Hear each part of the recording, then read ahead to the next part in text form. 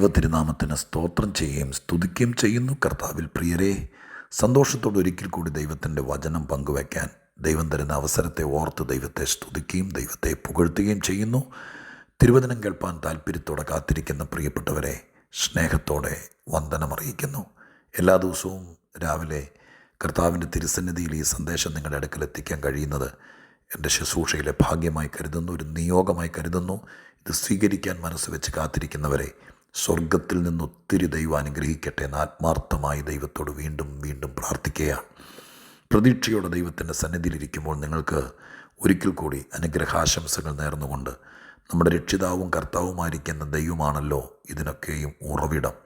ആത്മീക സന്ദേശം തന്നും ആത്മാവിൻ്റെ ദൂത് തന്നും ഓരോ ദിവസവും നമ്മെ ഉറപ്പിക്കുന്ന ദൈവത്തിന് 1000 നന്ദിയും സ്തുതിയും മഹത്വവും പുകഴ്ചയും കരയറ്റിക്കൊണ്ട് ഇന്ന് നിങ്ങളുമായി പങ്കുവയ്ക്കാൻ പരിശുദ്ധ ദൈവം എൻ്റെ ഹൃദയത്തിൽ പ്രേരിപ്പിച്ച ആത്മീക ദൂതിന് ആധാരമായിരിക്കുന്ന വേദവാക്യം 61-ാം സങ്കീർത്തനത്തിൻ്റെ 2-ാമത്തെ വാക്യമാണ്.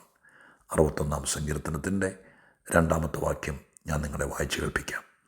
എൻ്റെ ഹൃദയം ക്ഷീണിക്കുമ്പോൾ ഞാൻ ഭൂമിയുടെ അറ്റത്ത് നിന്ന് നിന്നെ വിളിച്ചപേക്ഷിക്കും.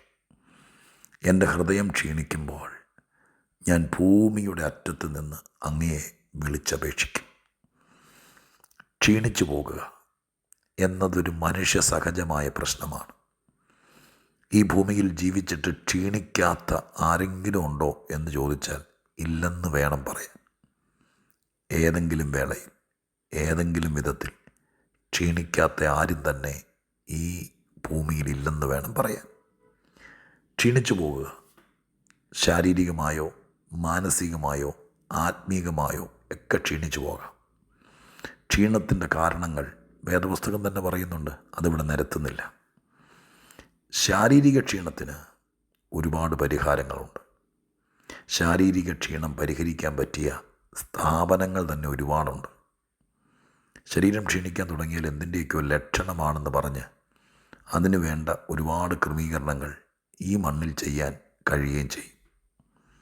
എന്നാൽ മാനസികം, ഇവിടെ ഹൃദയം ക്ഷീണിക്കും എന്നാണ് ദാവീദ് പറയുന്നത്. ഹൃദയം എന്ന വാക്കിന് വേദപുസ്തകത്തിനകത്ത് ഞാൻ പലപ്പോഴും ഓർപ്പിച്ചിട്ടുള്ളതുപോലെ ഒരവയവം എന്നതിനേക്കാൾ അപ്പുറമുള്ള അർത്ഥമുണ്ട്. ഹൃദയം മനസ്സിനെയും ആത്മാവിനെയും ഒക്കെ കുറിക്കുന്നതാണ്. ഇവിടെ പറയപ്പെട്ടിരിക്കുന്നത് മനസ്സിനെ കേന്ദ്രീകരിച്ചുകൊണ്ടാണ്. മനസ്സിൻ്റെ ക്ഷീണം. ശരീരം പുഷ്ടി വച്ചിരുന്നാലും സൗന്ദര്യ പൂർണ്ണതയിലിരുന്നാലും കണ്ണാടിയുടെ മുമ്പിൽ നിന്നാൽ നമുക്ക് തന്നെ തോന്നും നമുക്ക് കുഴപ്പമൊന്നുമില്ലെന്ന്. മറ്റാരെങ്കിലും നമ്മളെ കണ്ടാൽ പറയല്ല പെട്ടെന്ന്. പക്ഷെ മനസ്സ് ക്ഷീണിച്ചാൽ ചില ദിവസങ്ങൾ കൊണ്ട് ആ ക്ഷീണം പുറത്തു വരും. ശരീരത്തിൻ്റെ ക്ഷീണത്തേക്കാൾ ഗുരുതരമാണ് മനസ്സിൻ്റെ ക്ഷീണം. മനസ്സിൻ്റെ ക്ഷീണം ചിലപ്പോൾ നമ്മളെ ആത്മഹത്യയിൽ വരെ കൊണ്ടെത്തിക്കും. എത്രയോ പേർ മനസ്സ് ക്ഷീണിച്ചതിൻ്റെ വെളിച്ചത്തിൽ ആ വിധത്തിൽ വഴിമാറിപ്പോയിട്ടുണ്ട്. എന്നാൽ മനസ്സിൻ്റെ ക്ഷീണം മാറ്റാൻ ഈ ഭൂമിയിൽ കുറുക്കു വഴികൾ പോലെ ഒരുപാട് കാര്യങ്ങൾ ചിലപ്പോൾ കണ്ടേക്കാം. മാനസിക ക്ഷീണം വരുമ്പോഴാണ് ചില ആളുകൾ മദ്യത്തിലോ മയക്കുമരുന്നിലോ മറ്റേതെങ്കിലും താൽക്കാലിക രസങ്ങളിലോ ഒക്കെ ആശ്രയിക്കുന്നത്. അതെല്ലാം അഴിയാക്കുരുക്കുകൾ പോലെ അപകടത്തിൽ നിന്ന് അപകടത്തിലേക്ക് നീക്കത്തേ ഉള്ളൂ.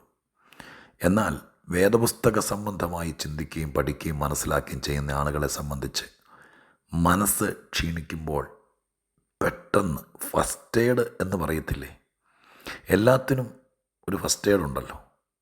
അപകടമുണ്ടായാൽ, ഒരു പാമ്പടിയേറ്റാൽ, അങ്ങനെ എല്ലാത്തിനും ഒരു ഫസ്റ്റ് എയ്ഡ് ഉണ്ട്.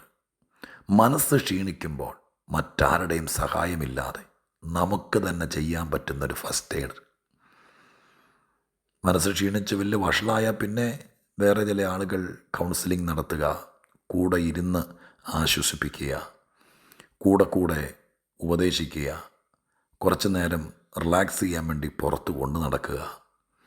ചിലപ്പോൾ മക്കളൊക്കെ ആണെങ്കിൽ വിസ എടുത്ത് ഈ മനസ്സ് ക്ഷീണിച്ച പേരൻസിനെയോ പ്രിയപ്പെട്ടവരെയോ കുറച്ച് നാളത്തേക്ക് ചിലവേറി അവരായിരിക്കുന്ന സ്ഥലത്തേക്ക് കൊണ്ടുപോകുക. അതിലും ഗുരുതരമാണെങ്കിൽ ചിലപ്പോൾ ഏതെങ്കിലും മാനസിക രോഗ ചികിത്സകൻ്റെ അടുക്കലെത്തിക്കുക. ചിലപ്പോൾ അവിടെ കൊണ്ടുപോയി അഡ്മിറ്റാക്കിയിട്ട് 45 ദിവസമൊക്കെ ഒറ്റയ്ക്ക് നിർത്തിയിട്ട് പോരുക. എന്തെല്ലാം കാര്യങ്ങളാണ് ആ വിധത്തിൽ ചിന്തിച്ചാൽ. പക്ഷേ തിരുവെഴുത്ത് വിദഗ്ധന്മാരായിരിക്കുന്ന ആളുകളുടെ അനുഭവങ്ങൾ വേദപുസ്തകത്തിനകത്തുണ്ട്. ബൈബിളിൻ്റെ ഒരുപാട് പ്രത്യേകതകൾ ഇടയ്ക്കിടയ്ക്ക് ഞാൻ പറയാറുണ്ട്.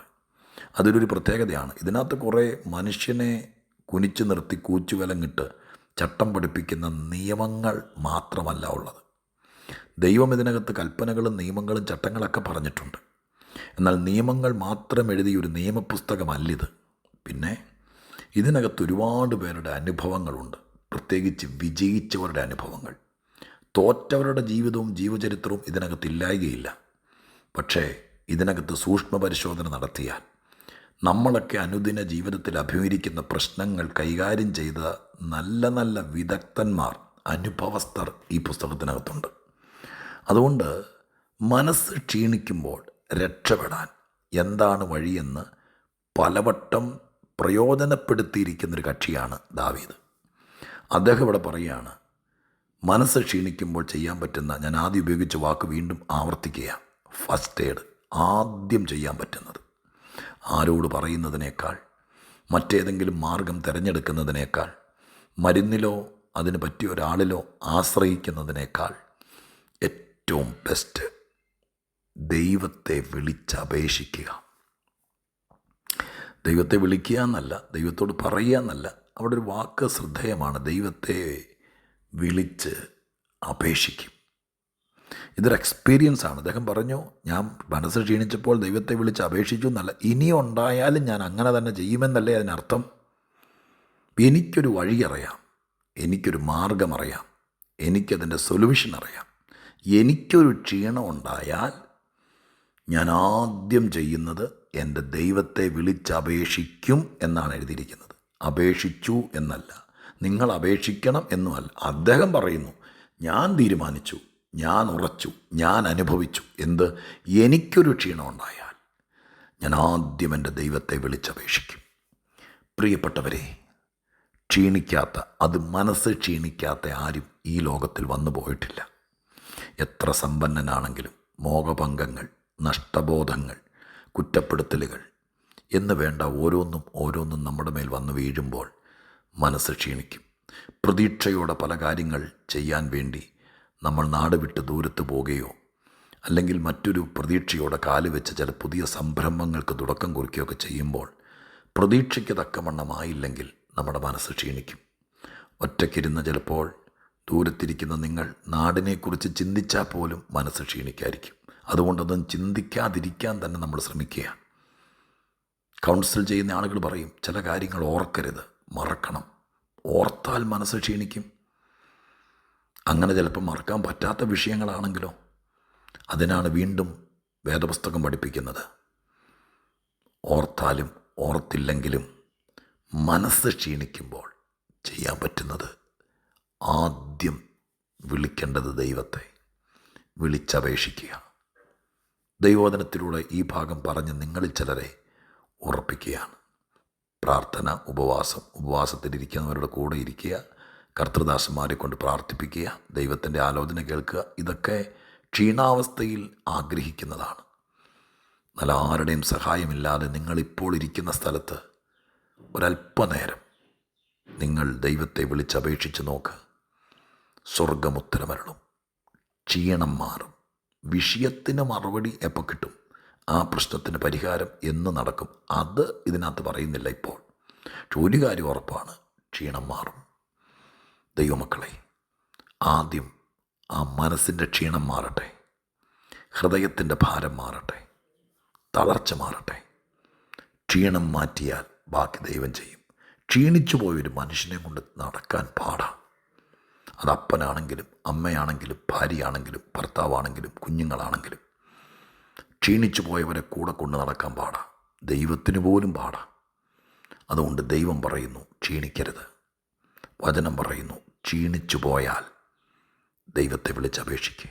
ഒരല്പസമയം ദൈവത്തെ വിളിച്ചപേക്ഷിക്കുമ്പോൾ എന്തെന്നില്ലാത്തൊരു ബലം ക്ഷീണിച്ചവർക്ക് കിട്ടും. അവരെ ധൈര്യപ്പെടുത്താൻ ദൈവം കൂടെയുണ്ട്. പ്രാർത്ഥിക്കട്ടെ. പരിശുദ്ധനായ ദൈവമേ, ഞങ്ങളുടെ സ്വർഗീയ പിതാവേ, അനുഗ്രഹീതമായ നല്ല സമയത്തിനായി സ്തോത്രം. ഇന്നത്തെ ദിവസം ആരോ ക്ഷീണിച്ചിരിക്കുന്നു, മനസ്സ് മടുത്ത്, ജീവിതം മടുത്ത്, എന്തൊക്കെയോ കാരണം കൊണ്ട് മനസ്സ് ക്ഷീണിച്ചിരിക്കുന്ന ചിലരെ ഈ ദൂതിൻ്റെ മുമ്പിൽ ഞാൻ കാണുന്നപ്പ, ഞാൻ അവർക്കായി പ്രാർത്ഥിക്കുന്നു. അങ്ങയെ വിളിച്ചപേക്ഷിച്ച് അങ്ങയുടെ സന്നിധിയിൽ വരുന്നവരെ കൈവിടല്ലേ. അങ്ങ് പ്രവർത്തിക്കണം, അങ്ങയുടെ നാമം മഹത്വമെടുക്കണം. പ്രാർത്ഥിച്ച് സമർപ്പിക്കുന്നു യേശുവിൻ നാമത്തിൽ തന്നെ.